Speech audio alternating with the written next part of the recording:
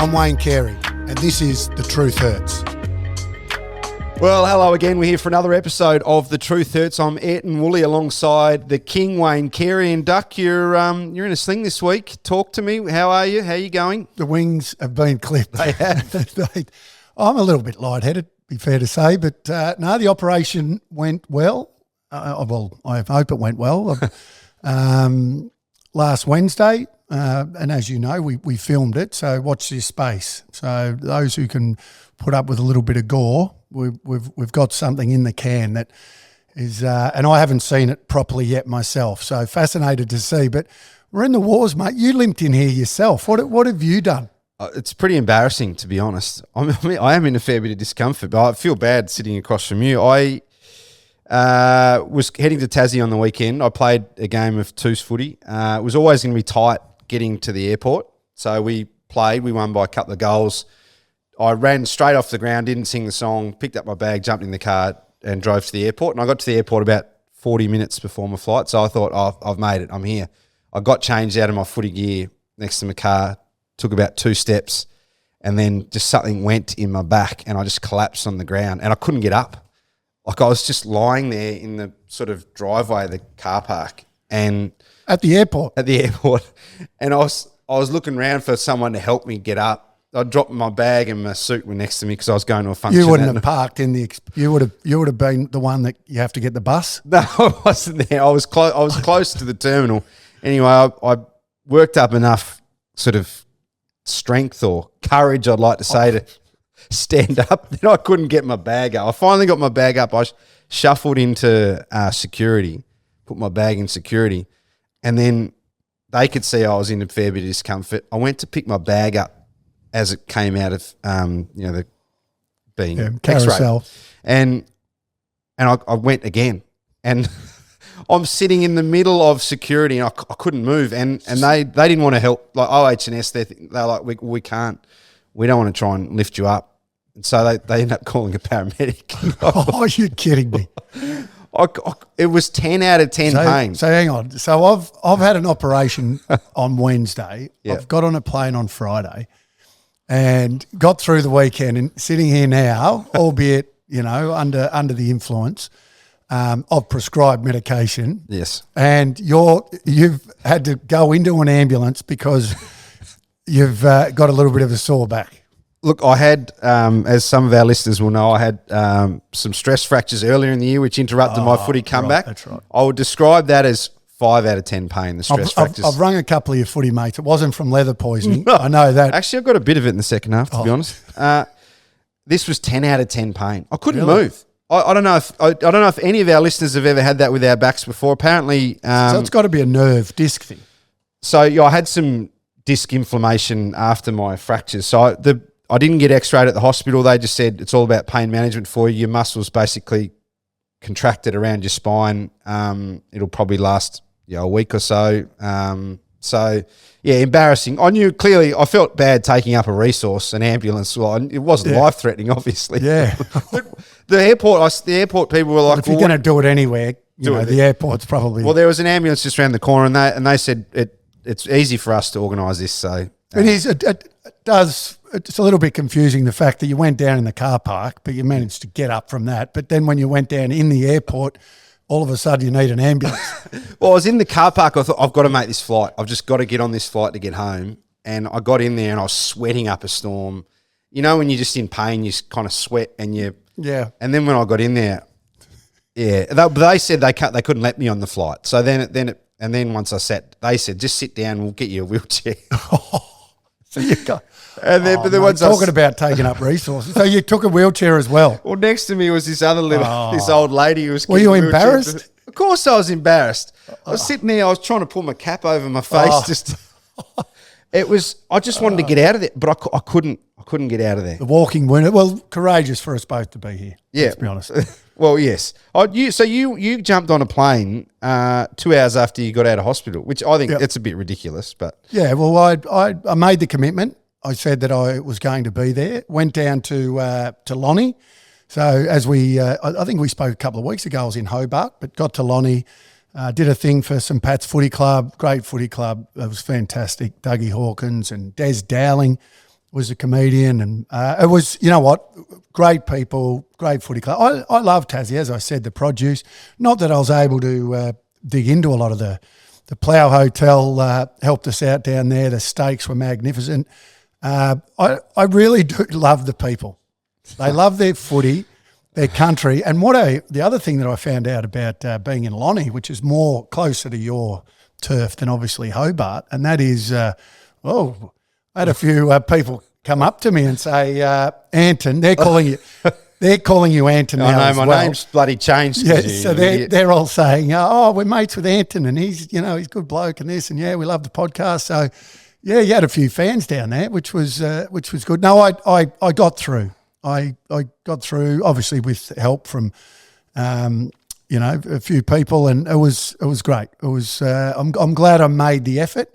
Got back yesterday. I've been in bed ever since, so I pushed it probably a little bit too hard, but I've got this week to recover. So get through this week, and I should be on the home straight. Well, good news, a relief for you finally to have that surgery, that shoulder surgery, because I know it had been a bit of a saga for you. I'll tell you what I have done though. When you are laid up, you watch a little bit of TV. I watched a little bit of the cricket, because normally by the time the cricket comes on, I'm sound asleep. But because of, you're waking in and out and taking different medications, I watched a fair bit of it. And then, you're online and you're reading all this stuff.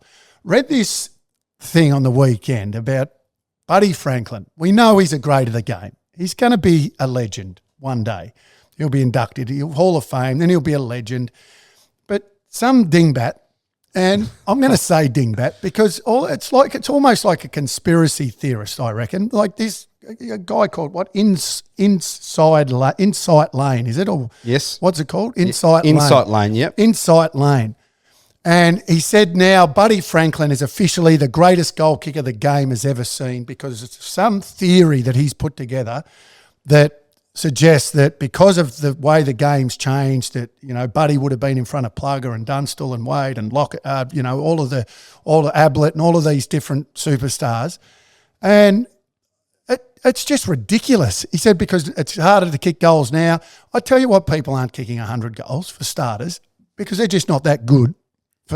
For one, they don't play on a defender. So is it harder to kick goals? Well, arguably you can say, that is. I argue that we just haven't been blessed with forwards. Buddy not being one of those, obviously. We know that he's a superstar, but to suggest that he's the greatest goal kicker because of some theory that he's come up with. Tell you what he doesn't add to his theory. And I want him to just go back and sort of have a little bit of a look at this. Go back and have a look at how many times Plugger, Dunstall, Wade, these guys got punched in the back of the head and never got a free kick. Go back and look at how many times their arms were chopped and never got a free kick. Go back and have a look at when their jumper got pulled and never got a free kick. When they were actually bear hugged and never got a free kick. When they actually got cleaned up in a marking contest and never got a free kick. So, geez, you're fired up on this well, one. It's just I'm going to play devil's advocate here. Celebrate Buddy for who he is and stop coming up with crap and trying to elevate, and saying the order is there for a reason. I would argue that if Lockett and those guys played in today's footy, they would have kicked another 1,000. You love doing this. Well, let's hold on a second. Let's just hold on a second. Before we move on, he does, so just explaining, it's era adjusted because of how many. Yeah, it's a load of crap. So Buddy at the moment has 1,066 goals. He's adjusted him to 1,211. He's adjusted Plugger down from 1,360 to 1,209. I don't necessarily agree with that. What I disagree with you though is that I think it is harder for forwards today because, and I'll tell you why. Why is Tex Walker and Tom Hawkins playing their best ever footy that they've played? Because the game is weaker than what it once was. And I know everyone says, it is weaker. Kids are playing on kids. There's not great defenders out there either at the moment. There's a few great defenders who play you on a 20-foot leg rope. They guard space. They give you an opportunity. The forwards back in the day, and I'm talking about the great forwards, and I'm talking about full forwards. I'm not for. I haven't even launched my argument yet. I know. You've steamrolled me.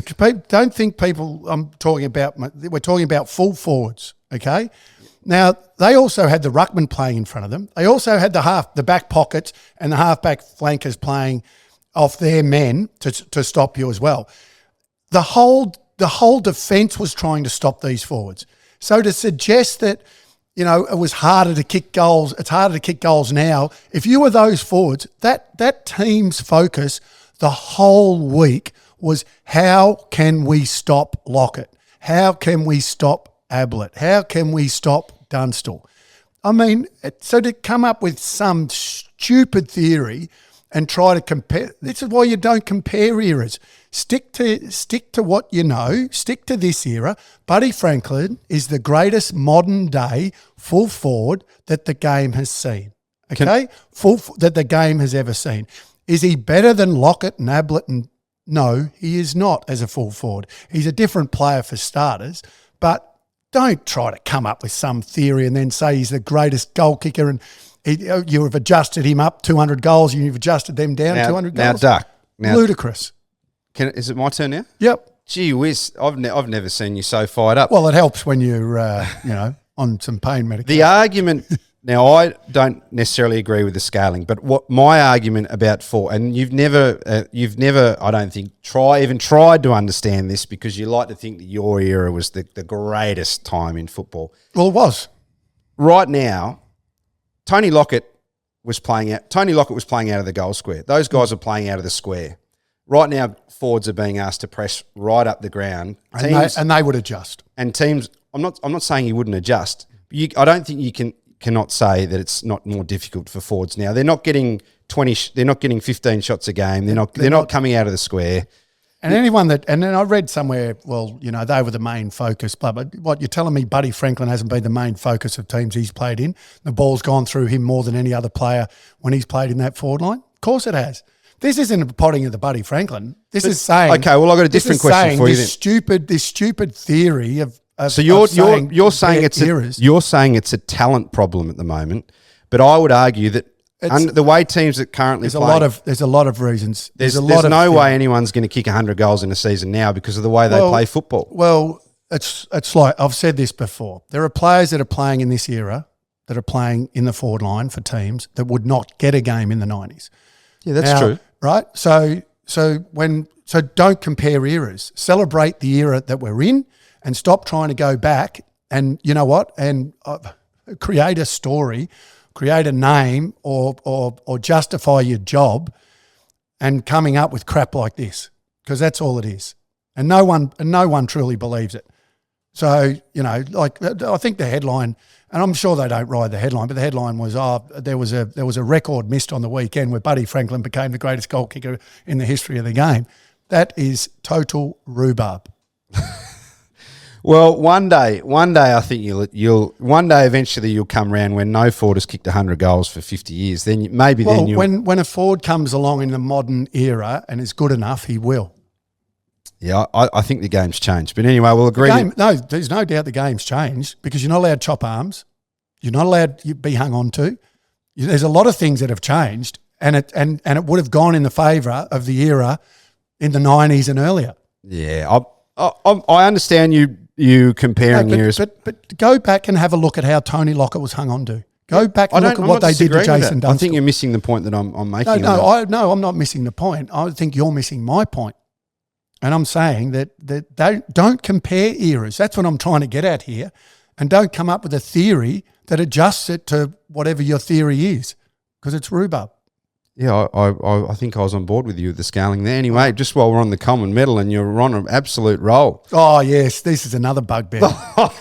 Can you make this one can you just tone it down afresh for this one? I think I might be becoming – I was sitting there with a couple of mates, Jules and Solly the other week, and we're sitting there watching a game of footy, and I'd love to have some vision of, given that you're not doing TV and sitting there and having to say what people expect you to say. I'd love a camera on myself and a couple of mates watching the footy on a Friday night now because I've become a pessimist and really negative. And if someone misses a goal or kicks around the corner, oh boy, do we let them have it, or there's a move made, or someone drops an easy mark? I've just become very negative, and you know it's become humorous. And the fact that you can acknowledge that we've become like that, grumpy old men, and when you're watching a game of footy and you know basic skill error or something happens, and not forgetting that we played the game and we all made those mistakes, but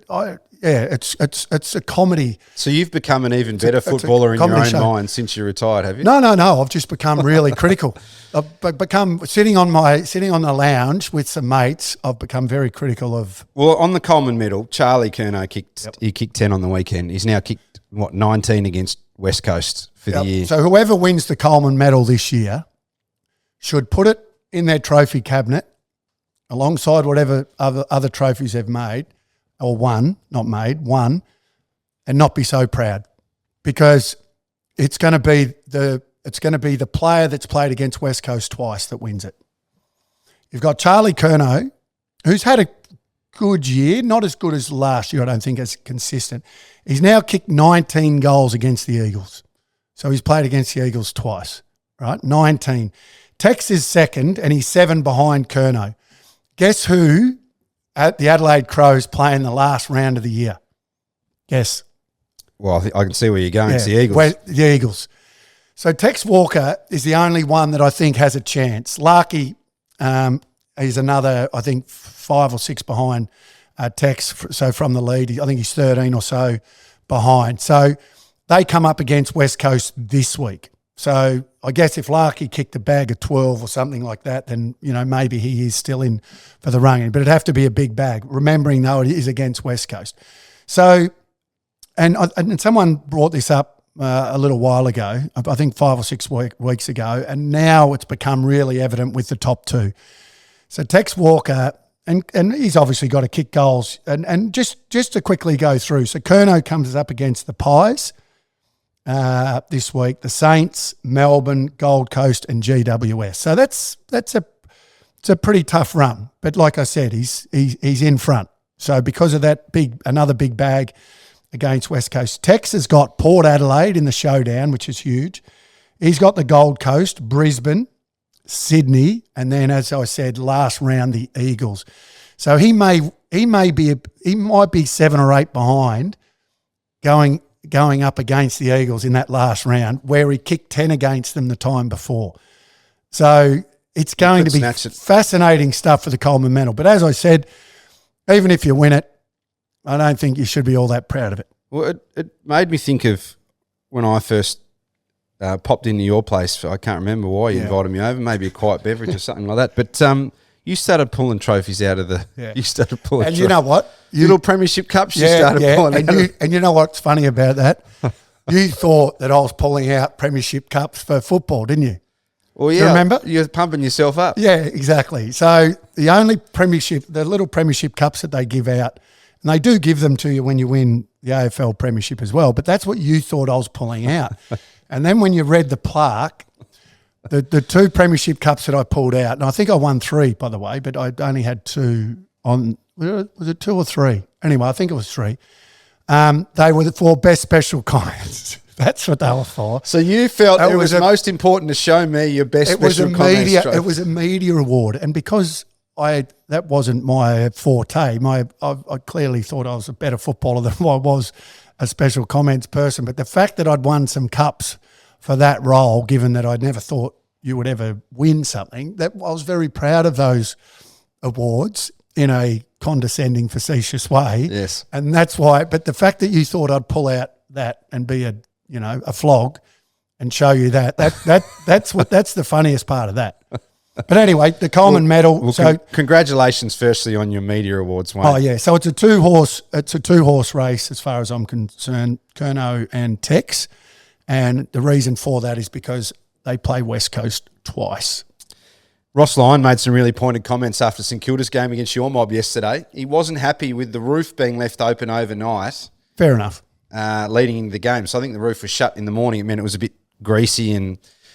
Is that is there some sort of sabotage going on there to make it a bit closer, or does it ever happen in footy? You reckon where there's little things that are done by a certain team? St Kilda was the home team, so you'd think that they would have had. Well, they don't have a say over what the stadium do, but they've made some errors over time, and that I think that's clearly I can understand it.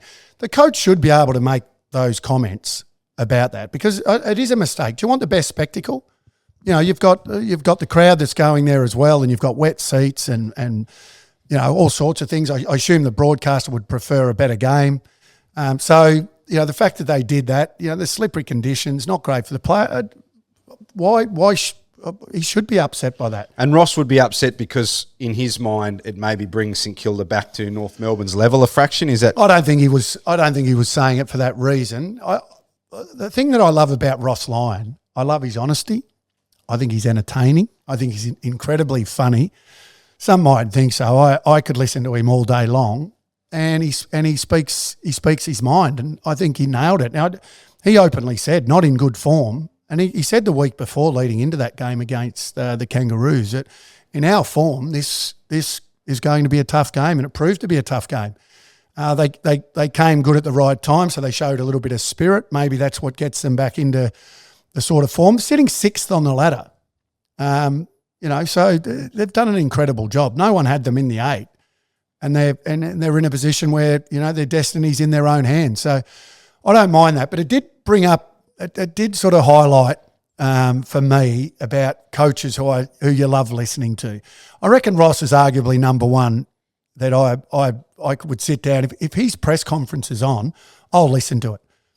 I just, like I said, he's fascinating. I think he's got better too since he's been in the media. He almost understands the little games that go on even more so, I think. Well, there's an understanding, I think, more by what, the media are trying to put across and how to do that, and the fact that you can make some blues when you're in the media. But Mick Malthouse was one as well that I thought was unbelievably entertaining, just because he if you asked a stupid question, you got a stupid answer, or you got berated the other way. I thought Pago was always fascinating. Of the current coaches, I love Luke Beveridge. I love his quirkiness. I just think, and just the way he goes about it, his honesty as well. I think Bevo's a ripper. I think it's good value. Yeah, I agree with that. Chris Scott handles the media on the bit. He plays. He leads them in. He's a bit like a lawyer. He just leads them into where he wants to take them, and he can deflect as good as anyone. Well, I wonder how much of that was in Ross's comments yesterday. The St Kilda didn't play that well. They snuck over the line. There's an art to that. I mean, in the Premier League, Sir Alex Ferguson he'd do that, make a comment about a referee, and it would take away from something else that he didn't want highlighted. So yeah, very very very smart, these guys. I think they understand it. I mean, Mick, you used to be compelling viewing on the Friday night sometimes when Steve-O would go in there, your mate Steve-O would go in on the Friday night and throw something at him. Well, there's been a history of that. Well, actually, we'll get to that. I mean, you saw during their careers, I thought, Dimmer at the start was, really humble, and then won a few flags, and then all of a sudden started to give a little back to the media. See, you can see people's demeanour, coaches' demeanour change depending on where they sit as a team. And if they're doing really well, you can see that they're a little bit more forward with the media. When they're down amongst the so-rans, then they're, a little bit more respectful, I reckon. And at the moment, you've got to say McRae is a breath of fresh air, and he's up and about, and he's positive about everything. Well, so he should be. They've won 4,000 games by 2 points, or 6 points or less. They're the only way that he could portray himself at the moment is to be positive. I just wonder if that was flipped the other way and they'd lost, let's say, even half of the close games they've won, whether it'd be so happy and happy-go-lucky. So it's watch this space. It's human nature that when, you are, I guess, up and about, you sort of think, well, I'm not going to cop any crap. And if someone asks me a stupid question, I'll tell them that it's a stupid question. But when when you're down there, you're just probably not as defensive as what you normally would be. But it brings me to one of the, he'll love me saying this, but one of the greats of asking the first question in the modern game.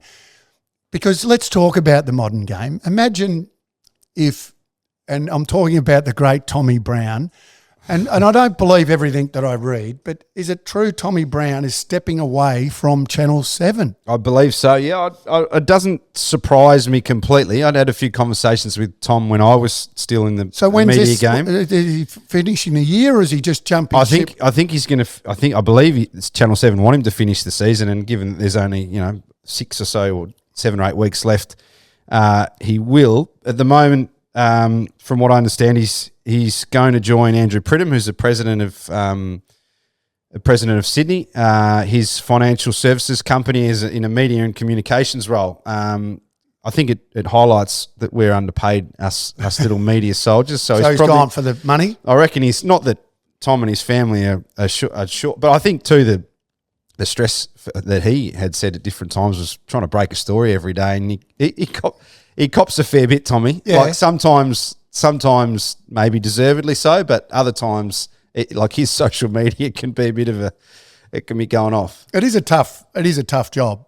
But once again, it highlights the modern era compared to the era, gone by. And that is if Tommy was around when the Mick Malthouses and, that first question, if you stuff that up, and I'm sure you've asked the first question and stuffed it up a few times yourself, or maybe, not worded it quite right and the coach is just giving you that stare or the answer like you're a dingbat. The one that don't know anything you talk. The one that comes up for me all the time is my mates like to remind me of. I went out to a presser at Essendon and was with John Worsfold, and I'm an Essendon supporter.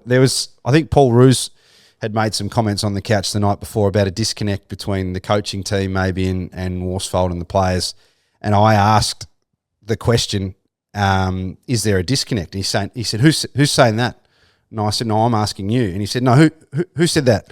And I said, it's been reported. And I couldn't remember who had said it on, and he recognised that I couldn't remember. And so he kept going, who said that? Who said that?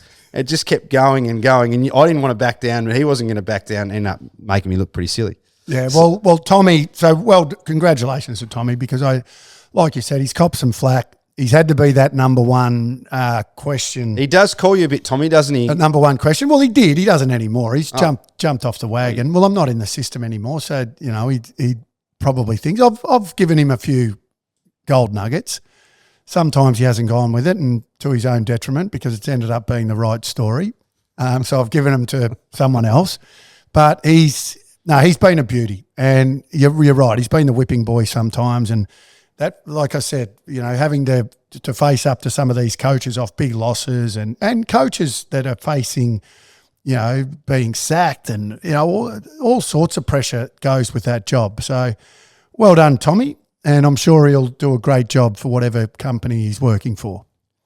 Yes, very interesting move for Tommy Browne. Now, there was plenty of decent footy on the weekend. Jamie Elliott, once again, his last 5 weeks, they've been unbelievable. I thought he was nearly gone at the start of the year. So he's gone 2 goals, 2, 5, 4, 4, 3 in his last 5 weeks. He's had some pretty clutch moments too, hasn't he? Yeah, he's a unique player. I've always said that, fit and healthy, he's the best. I think he has the most attributes in terms of, I think he's a really good lead, hands out in front mark. He's got the vertical leap as well. He's a beautiful user of it. Doesn't get a stack of crumbs. He's more of a mark player for a smaller player. So he's not as good on the deck as some of the other small forwards, but he's got all the tricks. And like you said, I mean, he's become, I think, in the last couple of years, the best clutch player, and he's won a lot of these close games for Collingwood, hasn't he? I mean, you think about the one after the siren against the Bombers, was it? Essendon, on the boundary from 50. He kicked the one on the run for memory that Ginnivan gave the Shepherd. Against Carlton last Against year. Carlton, yeah. So he's had some big moments, and then again on the weekends. So, yeah, you want the ball in his hands late. But more importantly, he's a player that wants the ball in his hands. A lot of players, and I've said this numerous times, a lot of players shy away from those moments. They don't want to get the ball late in a game because they don't want to be that player that stuffs it up. He's the complete opposite of that. And I'm sure when Collingwood players get the ball in late in games, knowing that they have to I'm sure he's one of the first ones they're looking for. You talked about wanting the ball in your hands, and we kind of joked about this a few weeks ago when Dan Houston kicked his goal, and you said, "Oh, well, I've kicked plenty of those goals." But when you say wanting the ball in your hands and the confidence of going through your routine, and how in those moments how are you processing those moments? Processing? Well, you just, like I said, a lot of people don't want that pressure. But once I've never had a kick after a siren to win a game, but I've had stacks of kicks with seconds to go that have won games or put us in front, and then we've ended up winning a minute later or a couple of minutes later. But it's more actually the key to the whole thing is actually just wanting it for starters. So putting yourself in that position to actually then executing the kick. I always say this, all athletes have those self-doubts in big moments, but it's able to execute under self-doubt. That's the difference between those that can execute under pressure and those that can't. But are you thinking about, say you've taken the mark and you're just, maybe catching your breath, going back, walking back before you come into your routine, what are you thinking about in those moments? Or is it all about your steps, or are you just clearing your mind, or what's going through your head? Well, as soon as you mark the footy, the first thing that used to come into my head was, you've got to kick this. Yeah. So there's a little bit of self-doubt straight away. This is one, you actually have to kick this. And then straight away that goes out of your head and you get back quickly and you line up, and then it's all process. It's knowing your routine, make sure you follow through, lean over the footy, concentrate on your ball drop, straight leg, all of those things, and you just and then naturally go through it. You don't want to be overthinking. But always as soon as you mark the footy, it was first thing is got to kick this. You can't miss this. Yeah. So even then you have that. There is a little. There is a little self. There's that doubt or that, and it's a little bit of. I guess you put the pressure on yourself. You've got to kick this, and I think most players would have that initial thought, and then, like I said, then it's able to get that out of your head, and then go back and execute. Another really decent game was, aside from Collingwood, Port Adelaide, was Melbourne-Adelaide yesterday. Melbourne hanging on to win that game. The Crows losing another one on the road, another close one though. And you've been really impressed with them. Got to give the Crows some love. The Crows are sitting 13th on the ladder. Been in the 8 for a fair bit of the year. They're now sitting 13th. Are they the best 13th team in the last 5 or 6 years? There's no doubt about that. They've taken Collingwood, respectively, been beaten by 1 point and 2 points, respectively. One in Adelaide, one in Melbourne. Arguably should have won both games, right? So now Melbourne, they beat Melbourne in the first time they played them and now lost by a few points. I mean, that's how close this competition. They're in better. The Crows are in better form against the better opposition than sides that are in the 8 at the moment. Like they're playing way better footy than what St Kilda are. And St Kilda are sitting 6th. They're sitting 13th. So it's a fascinating season. And the Crows mightn't make the 8 this year, but I tell you what, if they did, and they happen to win that first final, and they end up playing a Collingwood or someone like that, or a Melbourne, you'd be worried about them. Their record, despite not having the W's, but the losses that they've had against the best teams it's quite unbelievable. They should be really proud. The most proud team sitting 13th, I reckon. and it's unusual to even say that, but they've been really, really good this year. But Matty Nick should be very proud of this team. How much clearly it's a blow, but how much because their forward line has been a weapon, how much does Isaac Rankin's hamstring injury, which looks serious, I feel like he really adds a level of, his dynamic nature, something that they're going to miss hugely, aren't they? Yeah, he's had a good year. He's had a very good year. He's in the argument. He was in the argument at one point, whether he be in the All-Australian team. So he's a big loss. There's no doubt about that. Can they cover him? They haven't had a lot of key injuries. I'll tell you who I was impressed with as well is their former captain, Rory Sloane. Geez, he took some big marks backing back into the space. I really, really good Gets hands. by on his tenacity and his cleanliness now. Yeah, yep. No, he really impressed me. But no, he is a big out, Rankin, no doubt. I watched the Bombers on Friday night, of course, against the Western Bulldogs. Happy with how the Bombers are going since I said they were pretenders? No, not thrilled. They haven't won a game since, have they? Well, there's been 2 games, Geelong and Geelong, yeah. Bulldogs at Marvel, yeah. I'll tell you what came out of that game, because let's take your Bombers hat off for a second. What came out of that game in the last month for me is the form of Jakey Stringer. Now, you're a a Bombers fan. How have you seen his last month? Well, he's gone from being Essendon were using him like what we've described as maybe the Dustin Martin role, which was centre bounce and then push forward. He's been playing as a permanent forward and he's been getting nowhere near it.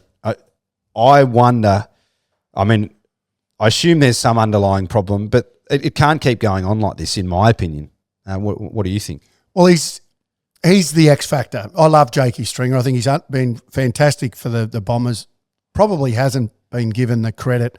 There's always talk around his fitness and, his professionalism. I think when he's been fit, he's been very, very good for the Bombers. Absolutely. I think his last month has been, as you pointed out. So 8 out, touches in his last 3 games and only 2 goals in that time as well. Yep. So his stats don't add up to what he should be putting out. Is he injured? This is why I like transparency. This is why I like coaches and the club to say, look, Jakey Stringer's not at his absolute best at the moment, but he's playing because we still think he's better than the next picked. So we want him out there. He still might be able to pinch a game for us, to maybe make the 8, and that's why he's playing. But if he's fully fit and he's putting that out, then, you can only go with that for a certain amount of time. Maybe he needs a good game in the VFL and then come back in. I don't think anyone's there are a few players you just don't drive. I've always said that if you're the captain, unless you're just completely gone, which is why Port Adelaide are in a funny sort of predicament with their skipper who's, hardly played a game in the last, Yeah, Tom Jonas. Yeah, Tom Jonas. So, but Jakey Stringer, if he's fully fit and he's put that out, I would be saying to him, Jakey, we love you. I think you're arguably our best. Well, you are our best match winner. You can win games in the space of 5 minutes, but we need more from you. And if we're going to give you another week, and if that that doesn't come to fruition, then you go back and have a game in the VFL to get some confidence. How much does we've seen clubs now build players up with conditioning blocks, over a week or so. It's a bit late for that now. Yeah, I understand that. But how much does 1 week off? How much difference does that make to your body from week to week, or not enough for it to be worthwhile? This time of year, I wouldn't have thought a lot. You mean 1 week off to get your body right? Yeah, if he's got some niggles or something like that. Not a lot. Not enough. So that's why they're persisting with him, because they just hope the wheel's going to turn for him. Yeah, that's right. But you can't, keep producing, games with those sorts of numbers. Now, if he gets those sorts of numbers but wins the game for you, like he's capable of doing, then that's a different kettle of fish. But at the moment, he's not quite doing that. Will Ashcroft from Brisbane unfortunately did his ACL on the weekend. He's been unbelievable for them in his first year. He was a heavy rising star favourite. So there's, 5 games to go. Does it affect his ability to I would have said he was, despite my hopes for Mitch Owens, I would have said Will Ashcroft was the rising star. Does 5 games missed affect any voting there, do you think? I would have thought it does. If there's still 5 games to go, and if Sheasel and Owens and these guys have a really solid last 5 rounds, and I think that award flips on its head pretty quickly. Yeah, okay. So that's done differently. So the Brownlow's week on week, whereas the rising star is just the votes are done. I'm thinking that you're going to be the most successful. I think it's on the year. It's just on the year. Well, of course, 5 games makes a difference. Okay. You're right. You're not voted on from week to week, but if there's another 5 rounds to go, and the Sheasels of the world, put a really strong, solid. What did Sheasel have on the weekend? Yeah, 28, I think yesterday. 28. How many kick-ins were there? I think there's a couple of kick-ins there. Yeah. Well, that's the other bugbear of mine too. While I'm being Mr. Negative, like get rid the AFL. What's his name? Daniel from Insight Lane or whatever it's called. Yeah. Come up with some stat about kick-ins and how I'd wonder how many. Take all the kick-ins that the likes of Dacos and Daniel from the Bulldogs and Sheasel and all of these players that take kick-ins, and Zeeble, I think at one stage was taking a stack for North Melbourne. Whoever takes the kick-ins, get rid of them from the stat sheet. They're not a stat. They're a given. You don't earn that kick. Shouldn't be a kick on your stats. When are we, all these stat geeks out there, just try to have a push for getting rid of the kick from fullback. Should not be considered a stat, because you've got all of these other, games out there that you play. What are they?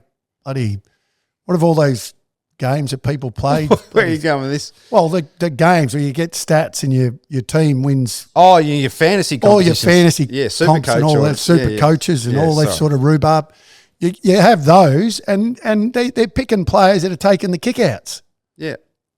You can't do that. You get rid of the kick-out. Now, let's do a push for everyone that listens. Let's send us in what you think about getting rid of it. And a lot of people that listen might be a part of those comps, which is great. But I want to know whether the kick-out should be included in stats, because I think it definitely should not be. Get rid of it. It's not a stat. I think I've heard the argument from Champion Data was along because the players are playing on and they're in the field of play. And some of their stats are rhubarb too. Now, I reckon I've found... They just come up with... Oh, yeah. I reckon I can work out now when you're going to come in just a little bit angry, a little bit negative. It's a correlation between you being a bit unshaven. Well, I can't shave with one arm. I can probably. I reckon you probably could. It helps when you're having this grumpiness. Might be a little bit of lack of sleep, a little bit of pain.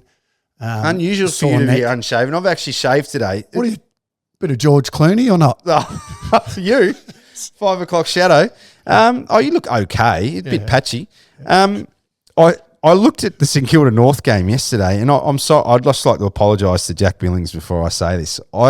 He had a little sort of goatee going on, it was up over his moustache and then down. But if there's one person who I've seen who just is not suited to that type of beard, facial hair setup, it was Jack Billings. So I'm sorry, Jack, but you got to get rid of it, I reckon. Well, it's funny you say that, because I was sitting there watching a game yesterday, and I had a few people bring up the mo. Say, why are so many players wearing, some are wispy little mows, and, even, good mate, Nick Blakey, who I think is an absolute ripper, just signed a 7-year deal, played with his dad, and he's a ripper. But that mo of his, get rid of it. Nick, you're going to look back in 20 years and say, why did I have that crap? It's like a little bit of, a cat would lick it off. It's just little fluffy little thing. It's wispy. It's not good. He's not a bad looking rooster. Get rid of that.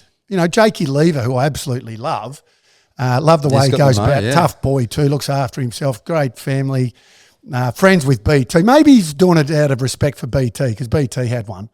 But the great Denis Pagan always said to me, if you got facial hair, you got something to hide.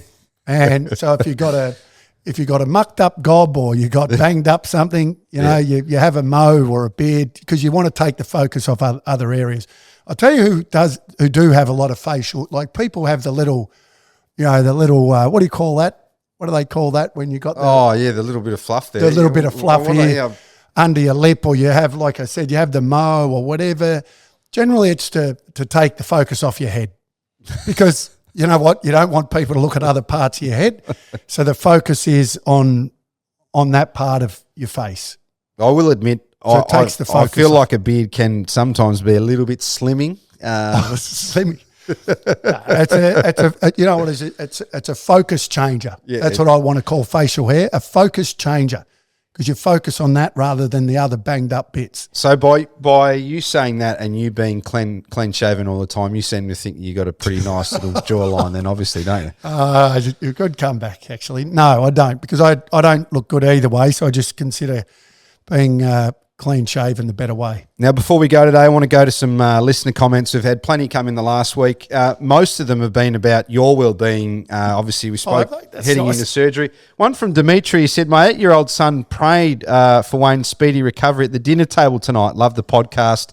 It's got so much for everybody, and we love tuning in every week. So, that's nice. Thank you. Prayed for. Anyone ever prayed for you before, do you think? I've prayed a couple of times for myself too. No, but that's lovely. That's lovely for a young fella. Thank you. We should send him something.